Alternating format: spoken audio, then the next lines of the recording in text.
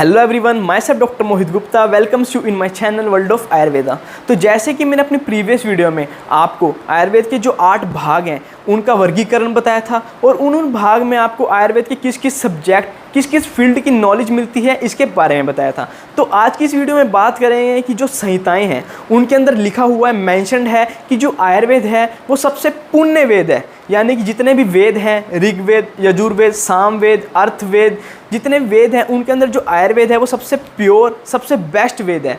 तो हम बात करेंगे इस वीडियो में कि जो आयुर्वेद को पुण्य वेद है वो क्यों बोला गया है और इसके अंदर ऐसा क्या मिलता है जो दूसरे वेद, दूसरी संहिताएं, दूसरे शास्त्रों में नहीं मिलता।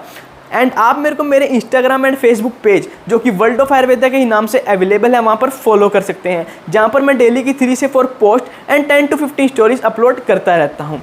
जय आयुर्वेद, जय धन्वंतरी जी। तो जो कोई भी आप शास्त्र पढ़ते हैं, कोई भी आप वेद पढ़ते हैं या पूजा पाठ करते हैं, उसका जो फल होता है यानी कि जो उसका रिजल्ट होता है वो होता है परलौकिक, यानी कि अगले जन्म में मिलता है हमें उसका रिजल्ट। और साथ के साथ जो उस वेद को पढ़ता है या फिर जो पूजा पाठ करता है सिर्फ उसी को उसका फल मिलता है, यानी कि अगर जो मैं पूजा पाठ करूँगा तो सिर्फ मेरे को ही उसका फल मिलेगा। लेकिन जो आयुर्वेद है उसके अंदर ऐसा नहीं है। उसके अंदर क्या है, जो उसका फल है, अगर जो हम आयुर्वेद को पढ़ते हैं, उसको फॉलो करते हैं, तो हम जो ये जीवन है, इस समय जो हम जीवन जी रहे हैं उसको भी सुखद बनाते हैं, उसको भी दीर्घ यानी कि लंबा करते हैं। जो उसके अंदर आहार, औषधियों का वर्णन है उसका सेवन करके।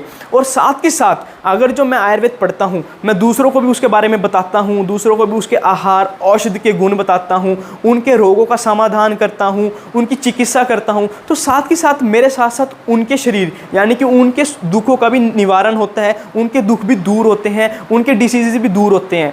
तो और साथ के साथ जब हम किसी दूसरे के रोगों का समाधान करते हैं तो क्या होता है, उससे हमें जो पुण्य होता है वो हमें परलोक में भी, हमारे जो अगला जन्म होता है उसके अंदर भी बेनिफिट होता है, उसके अंदर भी हमें उसका फल मिलता है। तो आयुर्वेद का फल इस लोक में तो मिलता ही है, पुण्य लोक में मिलता है, परलोक में भी मिलता है हमें। और साथ ही साथ हम इसके आयुर्वेद को पढ़ के, आयुर्वेद के शास्त्रों को समझ के खुद के शरीर के दुखों का तो निवारण करते ही हैं, साथ के साथ दूसरे मनुष्यों की जातियों के लिए भी हम उसके लिए भलाई करते हैं, उनको दुखों का निवारण करते हैं, उनकी डिसीज़ को ट्रीट करते हैं, उनको एक हेल्दी लाइफस्टाइल जीने का वे बताते हैं। और अगर जो हम उनको कोई शास्त्र संहिता जिनके अंदर औषधियाँ, आहार, विहार, इनका वर्गीकरण मिलता है जिससे हम अपनी लाइफ को, क्वालिटी को इंक्रीज़ कर सकते हैं, साथ के साथ जो हमारी आयु है उसको दीर्घ यानी कि लंबा कर सकते हैं, और वो भी बिना किसी दुख के। तो आयुर्वेद है, इसलिए इसको सबसे पुण्य वेद कहा गया है। इसलिए इसके अंदर जो वर्णन है वो कहीं किसी और वेद में, किसी और संहिताओं में नहीं मिलता। तो आपसे मैं विनती करता हूँ कि आप आयुर्वेद को थोड़ा समय देकर आयुर्वेद को पढ़ें, क्योंकि ये परलोक है, परलोक से चलता आ रहा है। और इसके अंदर जो मेंशन्ड है, जो लिखा हुआ है वो प्योर बेस्टेस्ट फॉर्म में लिखा हुआ है, और आप उसको अपनी लाइफ में फॉलो करके अपनी लाइफ की क्वालिटी, क्वांटिटी को इंक्रीज़ कर सकते हैं। Thank you. जय आयुर्वेद, जय धन्वंतरी जी।